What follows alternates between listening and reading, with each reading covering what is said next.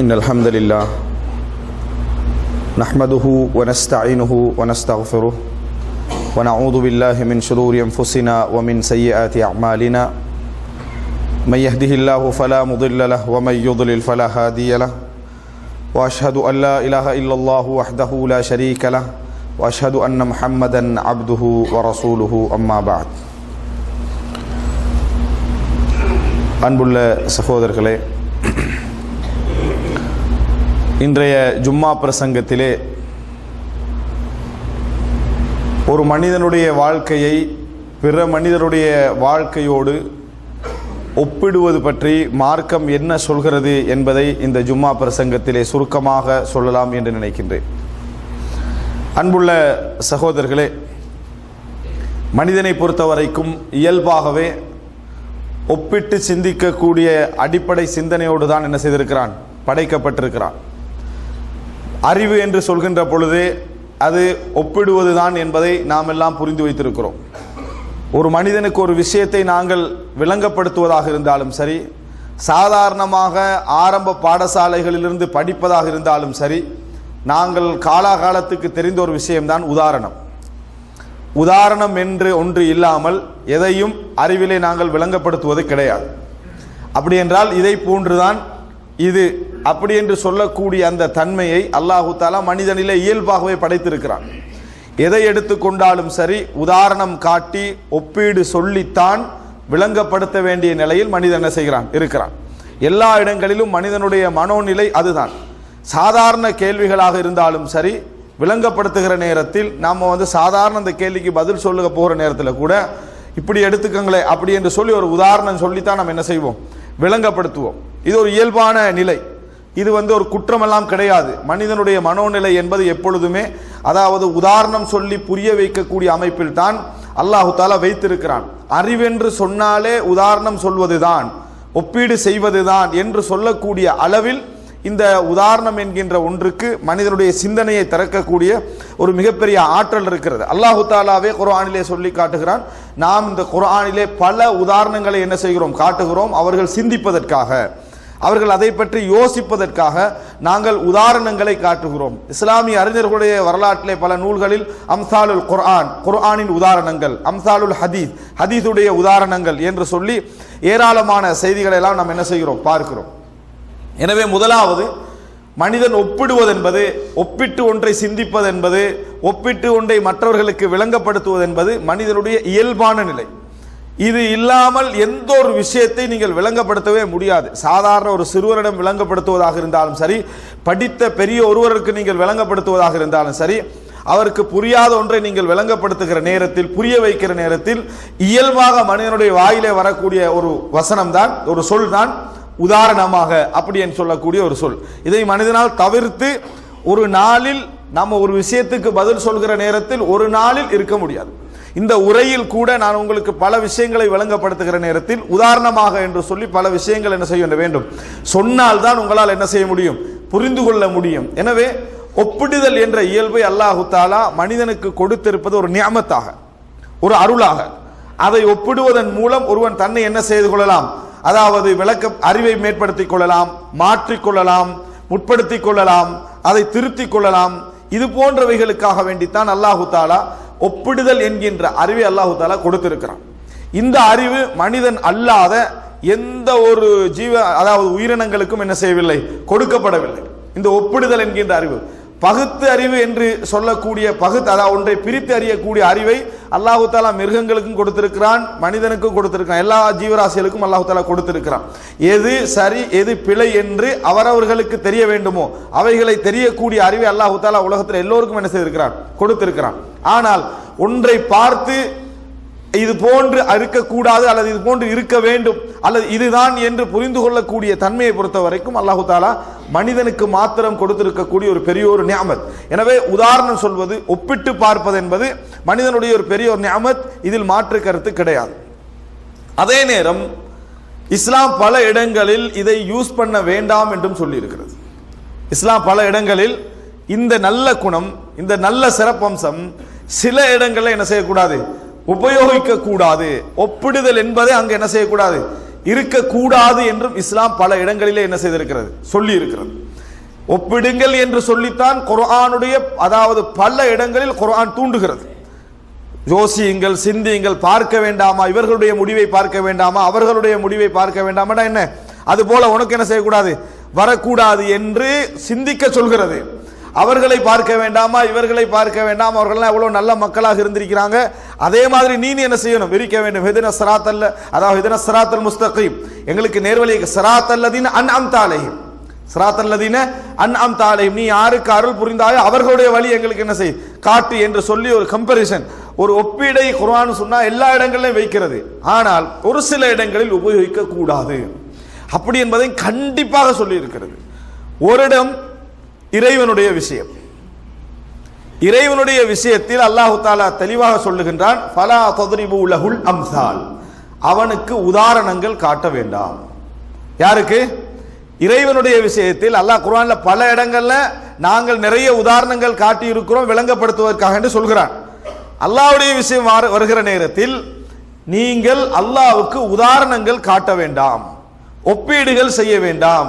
லைஸ கமத்லிஹி ஷைஉன், இல்லை இறைவனை போன்று எதுவுமே இல்லை, அவன் கேட்கக்கூடிய சமீஉல் பஸீர், அவன் கேட்கக்கூடியவன் பார்க்கக்கூடியவன் என்று அல்லாஹ் தஆலா என்ன செய்கிறான், அல்லாஹ் தஆலா சொல்லி காட்டுகின்றான். இறைவனை போன்று எந்த ஒன்றும் என்ன இல்லை. அங்க இடத்துல என்ன அல்லாஹ் தஆலா உதாரணம் காட்ட வேண்டாம், அந்த இடத்தில் உதாரணம் காட்ட வேண்டாம் என்று சொல்கிறான். இறைவனுடைய விஷயத்தில் யாராவது உதாரணம் காட்டினால் அவருடைய முடிவு வழிகேடு, அவரது முடிவு வழிகேடு. ஏனென்றால் நாம் இப்பொழுதும் உதாரணம் காட்டுவதாக இருந்தால் அதை போல இன்னொன்று இருந்தால் தான் என்ன செய்ய முடியும், உதாரணம் காட்டி விளங்கப்படுத்த முடியும். இப்ப இறைவனை பற்றிய எங்களது முழுமையான கொள்கையே என்ன, லைஸ கமித்லிஹி ஷைஉன், அவனை போன்று எதுவுமே இல்லை என்பதுதான் எங்களது கொள்கை. அப்படி இருக்கிற நேரத்தில் இறைவனுக்கு நம்ம உதாரணம் காட்டி என்ன செய்ய முடியாது, விளங்கப்படுத்த முடியாது. இறைவன் தன்னை பற்றி எதை சொன்னாலும் சரி நம்ம என்ன செய்ய முடியாது, உதாரணம் காட்ட முடியாது. அதை இறைவன் தனக்கு இருப்பதாக சொல்கிறான் என்று அப்படியே என்ன செய்ய வேண்டும், ஏற்றுக்கொள்ள வேண்டுமே தவிர வேறு எந்த வகையிலும் இறைவனுக்கு உதாரணம் காட்டி விளங்கப்படுத்துவது என்ன நடக்கும், எங்களை கொண்டு போய் வழிகேட்டிலே சேர்த்து விடும். அப்படி என்பதை நம்ம புரிந்து கொள்ள வேண்டும். இது போல உதாரணம் காட்டக்கூடாது என்று சொல்லி பல விஷயங்கள் நம்ம குர்ஆன் எங்களுக்கு என்ன செய்திருக்கிறது, சொல்லி இருக்கிறது. ஆனால் நாம் இந்த குத்பாவின் ஊடாக நாம் தெரிந்து கொள்ள விளையக்கூடிய பிரதானமான அம்சம் என்ன அப்படி என்று சொன்னால், நமது உலக வாழ்க்கையை நாம் உதாரணங்கள், அதாவது ஒப்பீடு செய்து எமது வாழ்க்கையை நாங்கள் கையாளக்கூடாது என்பதுதான். பல விஷயங்களில் இஸ்லாம் உதாரணம் காட்டக்கூடாது என்ற பகுதிகளை சொல்லி இருக்கிறது. நிறைய விஷயங்களில் உதாரணம் காட்டித்தான் வாழ்க்கையை புரிந்து கொள்ள வேண்டும் என்று சொல்லி இருக்கிறது. அதே நேரம் மிக பிரதானமாக உலக வாழ்க்கையை பொறுத்த வரைக்கும் மனிதனுக்கு அல்லாஹு தஆலா ஒவ்வொரு மனிதனுக்கும் கொடுத்திருக்கக்கூடிய ஒரு 60-70 வருட வாழ்க்கையில் அவன் தனது உலக வாழ்க்கையை பிறரோடு ஒப்பிட்டு பார்க்க கூடாது என்பதில் இஸ்லாம் கண்டிப்பாக பல இடங்களில் என்ன செய்திருக்கிறது, சொல்லி இருப்பதை நாம் பார்க்கிறோம். அப்படி என்றால் என்ன, ஒரு மனிதனுக்கு அல்லாஹு தஆலா இந்த உலக வாழ்க்கையில் வாழுவதற்கு, மனிதனாக வாழுவதற்கு சந்தர்ப்பம் கொடுத்ததே மிகப்பெரிய ஒரு நியாமத். இந்த உலகத்திலே அவனது உடலில் மூச்செடுக்கக்கூடிய அமைப்பில் அவனை ஒரு மனிதனாக, ஒரு ஜீவராசியாக இந்த உலகத்திலே படைத்து ஒரு 60-70 வருடம் இந்த உலகத்திலே அவன் ஒரு சந்தோஷமாக வாழ்ந்து விட்டு போவதற்கு இறைவன் கொடுத்திருக்கக்கூடிய சந்தர்ப்பம் மிகப்பெரிய நியாமத். அந்த நியாமத் நிறைய மனிதர்களால் பயன்படுத்த முடியாமல் போவதற்குரிய மிக முக்கியமான காரணம் என்னன்னு பார்த்தீங்கன்னா, மனிதர்கிட்ட உள்ள இந்த இயல்பான குணம். என்ன இயல்பான குணம்? ஒப்பிடுகின்ற குணம்தான் நிறைய பேரால் சந்தோஷமாக இந்த உலகத்திலே வாழ முடியாமைக்கான மிகப்பெரிய காரணம். பொருளாதாரமின்மையோ அல்லது தனக்கு தேவையான அந்த ஆசைகளை அவனால் நிறைவேற்றிக் கொள்ள முடியாத என்ற தன்மைகளோ, இவைகளுடைய பின்னணியில் எது இருக்கிறது அப்படின்னு நீங்க பார்த்தீங்க என்று சொன்னால், இந்த ஒப்பிடுதல் என்கின்ற சிந்தனை தான் அதீத செல்வாக்கு செலுத்தி இருப்பதை நீங்கள் என்ன செய்யலாம், காணலாம். அவனால சந்தோஷமாக, மகிழ்ச்சியாக, நிம்மதியாக மனைவியோடோ பிள்ளைகளோடோ அல்லது அண்டை வீட்டானோடோ அல்லது தனது பொருளாதாரத்திலோ தனது தொழிலிலோ இருக்க முடியாத ஒரு நிலைமைக்கான காரணம் மனிதனுடைய இயல்பிலே மிகைத்திருக்கக்கூடிய அந்த ஒப்பிடுதல் என்ற தன்மை. அதனால தான் நான் ஒப்பிடுதல் என்பது மனிதர் இயல்பு என்பதை ஆரம்பமாக சொன்னேன். அது இந்த பகுதிக்கு மட்டும் வரக்கூடிய ஒரு குணம் அல்ல, மனிதனுடைய இயல்பிலே இருக்கிறது. அந்த இயல்பை இந்த விஷயத்தில் குறைக்காது விட்டால் அவனால் இந்த உலகத்திலே நிம்மதியாக வாழ முடியாது. நீங்க எல்லாரும் எடுத்து பாருங்க, ஏதோ ஒரு சில நம்ம உதாரணங்கள் கூட நம்மளை புரிந்து கொள்வதற்காக சொல்கிறேன். நாம் எங்கேயாவது ஒரு இடத்துல எல்லோரும் ஒரு விஷயத்துக்காக, ஒரு தொழிலுக்காக, ஏதோ ஒரு அம்சத்துக்காக ஒன்றை செய்ய வேண்டும் என்று அவன் நினைக்கிற நேரத்தில் முதலாவது எல்லாரும் நினைக்கக்கூடிய விஷயம் என்ன தெரியுமா?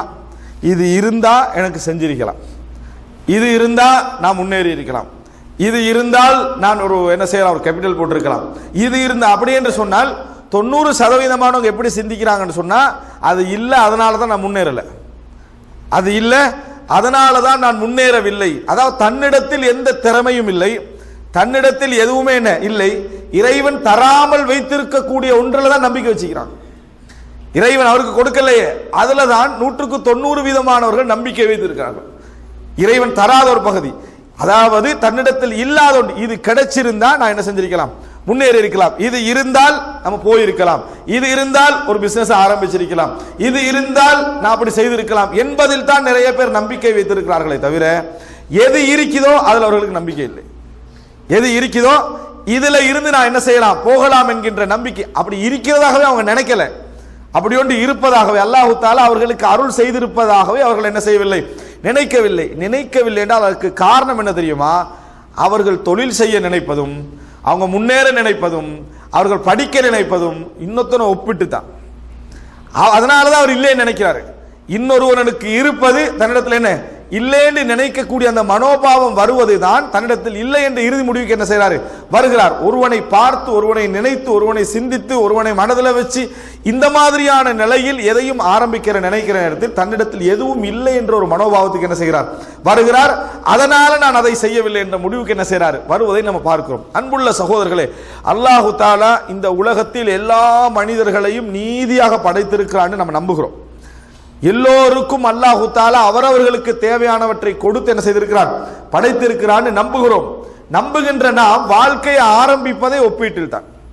வாழ்க்கையை ஆரம்பிப்பதே பக்கத்து வீட்டுக்காரனை பார்த்தோ, அல்லது பக்கத்திலே உள்ளவனை பார்த்தோ, அல்லது பக்கத்திலே தொழில் செய்வனை பார்த்தோ தான் நமது வாழ்க்கையை என்ன செய்கிறோம், ஆரம்பிக்கிறோம். இதனாலேயே முன்னேற்றங்களையும் தனது வெற்றிகளையும் அவனை வச்சே என்ன செய்கிறோம், அப்படியே அளந்து கொண்டு போகக்கூடிய ஒரு நிலையை நாம் என்ன செய்கிறோம், பார்க்கிறோம். அன்புள்ள சகோதரர்களை, ரசூலுல்லாஹி ஸல்லல்லாஹு அலைஹி வஸல்லம் அவர்கள் தெளிவாக சொன்னார்கள், நீங்கள் உலக வாழ்க்கையில் ஒப்பீடு செய்ய வேண்டும் என்றால், இது மனசு ஆறுதலுக்காக எல்லாம் ரசூலுல்லாஹ் சொல்லல, உலக வாழ்க்கையில ஒப்பீடு செய்யறதாக இருந்தா உங்களுக்கு மேலுள்ளவர்களை பார்க்க வேண்டாம், உங்களுக்கு மேலுள்ளவர்களை நீங்கள் பார்க்க வேண்டாம்.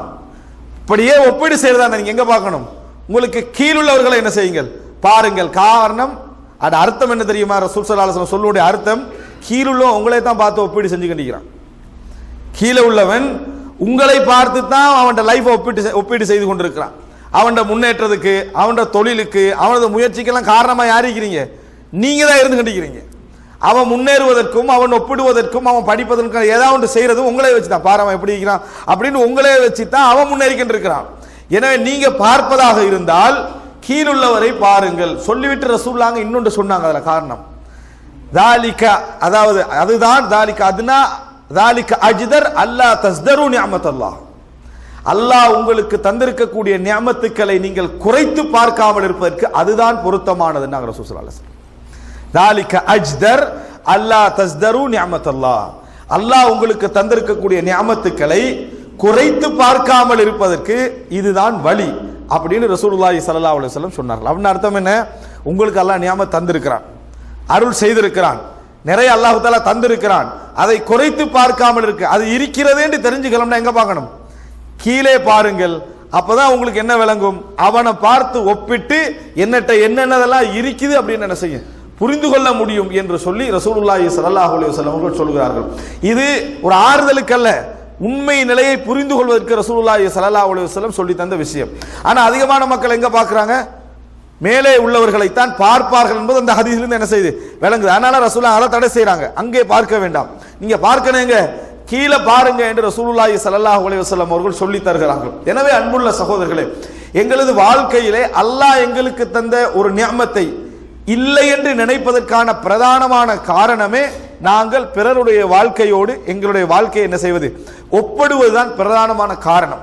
அதனால்தான் எங்களிடத்தில் எதுவுமே இல்லைன்னு நினைக்கக்கூடிய நிலைமைக்கு வருகிறோம். எங்களிடத்திலே எதுவுமே இல்லைன்னு நினைக்கக்கூடிய ஒரு நிலைமைக்கு நாங்கள் வருவதற்கான காரணம் அதுதான். சில பொழுதுகளில் எங்களுடைய பேச்சுக்களிலும் எங்களுக்கு முன்னாலே இருந்து யார் விசாரிக்கிறார் அவருக்கேற்ற பதில் இருக்கும்.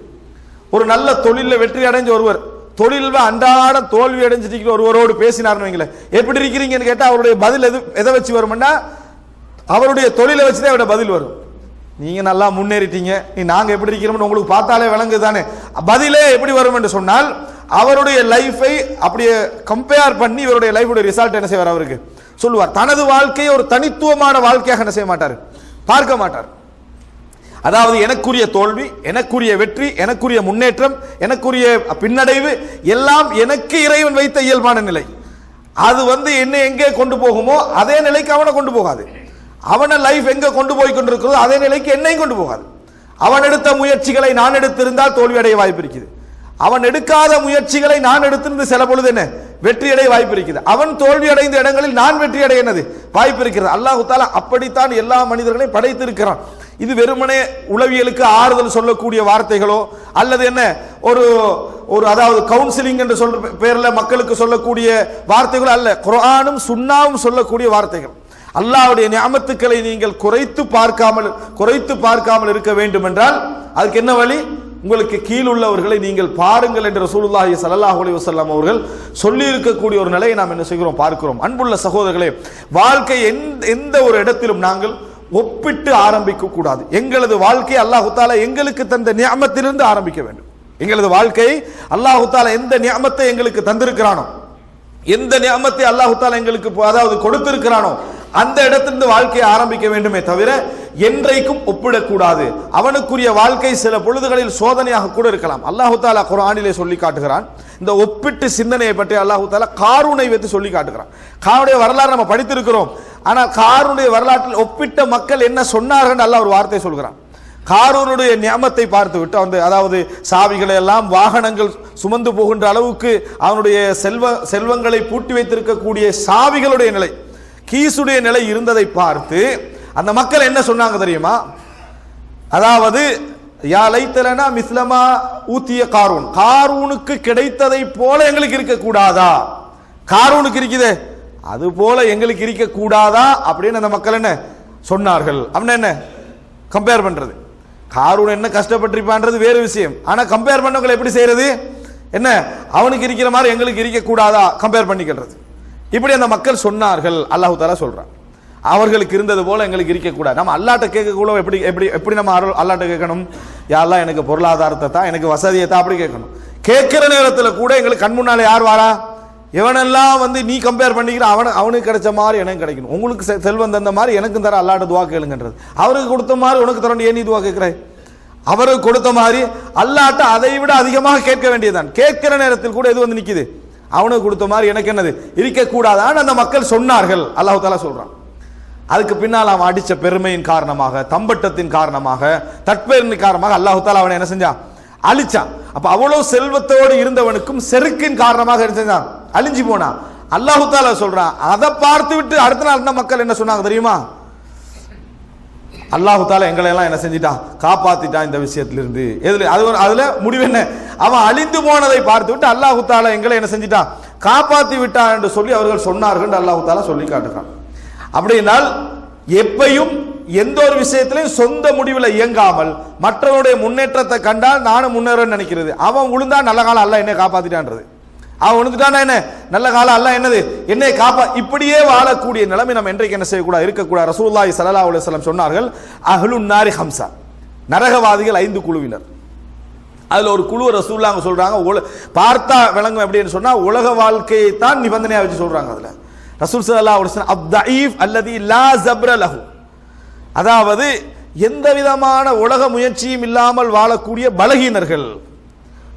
அல்லதீன லகும் தபஉன், அவர்கள் உங்களை தான் எப்பயும் ஃபாலோ பண்ணிக்கிட்டு இருப்பார்கள். அப்படின்னா என்ன? அவன் முன்னால் உள்ளவனை வச்சு தான் என்ன செய்வான்?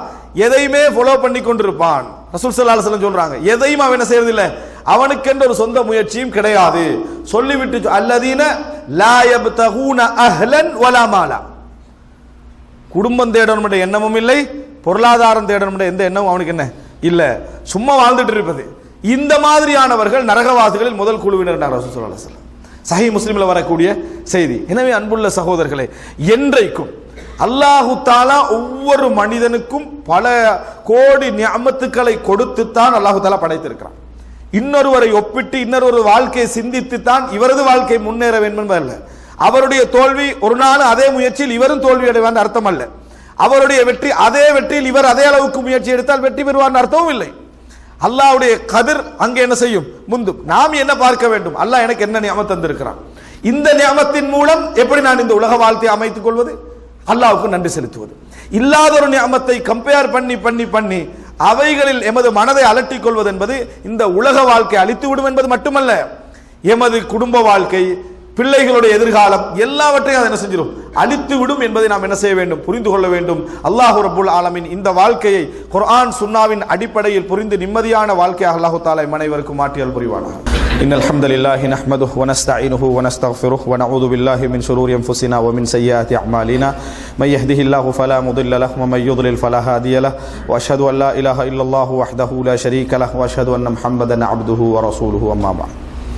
அன்புள்ள சகோதரர்களே, இந்த ஒப்பீடு என்பது மனிதனுடைய வாழ்க்கையில் வெறும் பொருளாதாரத்தில் மாத்திரம்தான் நடக்கிறது என்பதல்ல, பல விஷயங்களிலே நடக்கிறது. ஒழுக்கமான ஒரு மனைவி என்ன செய்திருப்பார்? தனது வாழ்க்கைக்கு கிடைத்திருப்பார். இருக்கிற எல்லா சினிமாக்களையும் மற்ற மற்ற எத்தனையோ விஷயங்களை எல்லாம் பார்த்துவிட்டு தன் மனைவியுடைய அழகின்மையை ஒப்பிட்டு வாழக்கூடிய எத்தனையோ பேர் என் சமுதாயத்தில் இருக்கிறார்கள். இதை வெளிப்படையாக சொல்ல வேண்டும். ஒழுக்கமான ஒரு மனைவி, கட்டுப்பாடான ஒரு மனைவி கிடைத்திருப்பாங்க. ஆனால் இந்த வாழ்க்கை என்ன செய்யறது? வேறொருவருடைய வாழ்க்கையோடு என்ன செய்வது? ஒப்பிடுவது. இதன் காரணமாக என்ன நடக்கும் தெரியுமா? தன் மனைவியிடத்திலே இருக்கக்கூடிய அந்த நியாமத் என்பதை விட அதுதான் நியாமத் என்று சொல்லக்கூடிய அந்த ஒழுக்கமான வாழ்க்கையை கூட இரண்டாம் தரமா என்ன செய்வார்? பார்ப்பார்.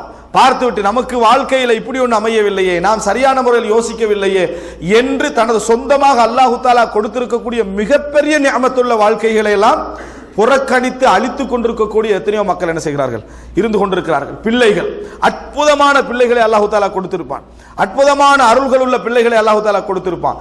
அடுத்தவன் பிள்ளையோடு தன் பிள்ளையை ஒப்பிட்டு தன் பிள்ளைகளுடைய ஆரோக்கியத்தையும் முன்னேற்றத்தையும் கெடுத்துக் கொண்டிருக்கக்கூடிய எத்தனையோ பேர் என்ன செய்திருப்பார்கள்? இருந்திருப்பார்கள். ஒவ்வொரு குழந்தைகளிலிருந்தும் அல்லாஹு தஆலா யார் யாரை உருவாக்க இருக்கிறான் நமக்கு தெரியாது. நாம் எப்பொழுதும் அல்லாஹ்வின் மீது தவக்குல் வைத்து அவர்களை எப்படி வளர்க்க வேண்டுமோ அதை முறைப்படி வளர்த்தல் நமது பொறுப்பு. அதை விட்டு அவனை பார்த்தாயா இவனை பார்த்தாயா என்று பாடசாலையுடைய ஆசிரியர்கள் தொடக்கம் வீட்டிலே உள்ள பெற்றோர்கள் வரைக்கும் இந்த ஒப்பீட்டில் தான் பிள்ளைகளையே என்ன செய்கிறார்கள்? வளர்க்கிறார்கள். வீட்டில் 2 பிள்ளை இருந்தா மூத்தவனை பாரு என்று சொல்லி என்ன முதலாவது உள்ளவனை பாரு என்று சொல்லி 2வது பிள்ளை என்ன செய்யறாங்க? அதாவது அவனுடைய மனநிலையை தட்டக்கூடிய சின்ன வயதிலிருந்தே இதே ஒப்பீட்டில் தான் என்னது வளர்க்கிறார்கள். முன்னேற்றம் என்றால் இதுதான் முன்னேற்றம் என்று ஒருவனை என்ன செய்யறாங்க? காட்டி விடுகிறார்கள். வீழ்ச்சி என்றால் இதுதான் வீழ்ச்சி இன்னொருத்தரை காட்டி விடுறாங்க. இந்த 2 அடிப்படையிலையும் நமது குழந்தைகளை கூட நம்ம என்ன செய்கிறோம்? ஒப்பிட்டு வாழ பழக்கி இருக்கிறோம். குர்ஆனிலோ சுன்னாவிலோ இதற்கான எந்த விதமான முன்னுதாரணத்தை நாம் என்ன செய்ய முடியாது? காண முடியாது. அன்புள்ள சகோதரர்களே, ஒப்பிடுதல் என்பது எந்த வகையிலும் எமது வாழ்க்கைக்கு என்ன செய்யாது? உதவாது என்பதை நாம் புரிந்து கொள்ள வேண்டும். அல்லாஹு தஆலா ஒவ்வொருவருக்கும் ஒவ்வொரு நியமத்துக்களை கொடுத்திருக்கிறான். 2 உதாரணங்கள் பாருங்கள் சகோதரர்களே.